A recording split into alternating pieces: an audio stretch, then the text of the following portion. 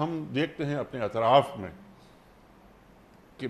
باقاعدگی سے نماز پڑھنے والے باقاعدگی سے بے ایمانی بھی کرتے ہیں، اور بے ایمانی کی شکلیں بہت ساری ہیں۔ میں سوال کو چھوٹا کر دیتا ہوں، اللہ تعالیٰ نے جو قرآن کریم میں فرما دیا اس سے زیادہ سچی بات ہو نہیں سکتی۔ تو کیا یہ جو نماز پڑھ رہا ہے جو بندہ،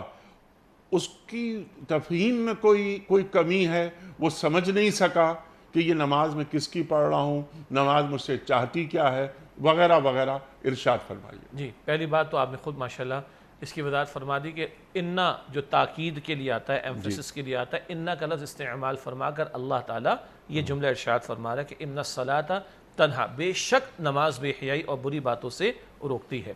بالکل زیرو سے آ جائیں، مثلاً ایک شخص 24 گھنٹے برائی میں مبتلا ہے، اور اگر وہ باقاعدہ نماز کی طرف آ جاتا ہے اور 5 وقتہ نماز میں گھنٹہ 1.5 گھنٹہ لگاتا ہے، تو فوری جو ایک امپیکٹ سامنے آئے گا، کم از کم یہ 1.5 گھنٹہ تو اس کی برائی کم ہو گئی، یہ تو نقد اس کو اللہ کی طرف سے مل رہا ہے۔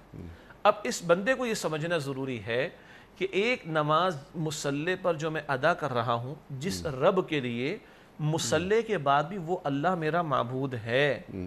اور یہ نماز میں جو وہ جو ہے نا کہ ایاک نعبد و ایاک نستعین، یہ کس بات کا اقرار ہے؟ یہ اس بات کا اقرار ہے کہ میرا رب جو ہے، میرا معبود 24 گھنٹے کے لیے ہے، ہر چند گھنٹوں بعد نماز کھینچ لاتی ہے اور یہ اقرار کرواتی ہے بندے سے۔ تو